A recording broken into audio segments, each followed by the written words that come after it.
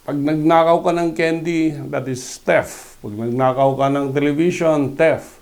Pag nagnakaw ka ng eroplano, ano kaya itong crime na nagawa mo?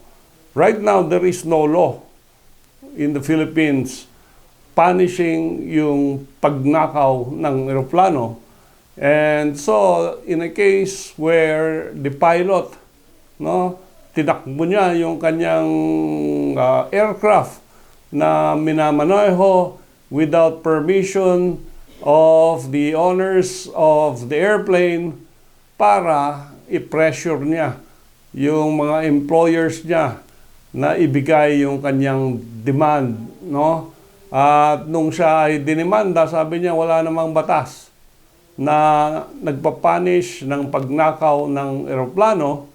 Hindi naman siya covered by Republic Act 10883 or the Anti-Carnapping Act of 2016 because the law's definition of a motor vehicle does not include an aircraft. Tama rin naman, anti-carnapping, kotse lang ang pwedeng karnapin, pero hindi naman eroplano.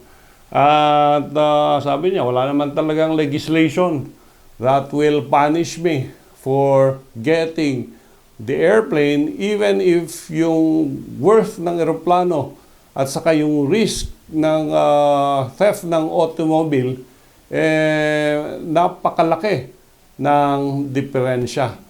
And dito, sinabi ng ating Korte Suprema na ang kailangan dito ay legislation, pero yung pagnakaw mo ng eroplano remains to be theft, and they considered it simple theft, no? Simpleng pagnanakaw. Dito kasi threaten niya yung kanyang employers, no? Ang Dole Philippines Incorporated, Airwolf Aviation Corporation, na yung kanyang nililipad na turbo thrust commuter aircraft ay ika-crash niya at sisirain niya kung hindi siya bigyan ng 2 million pesos.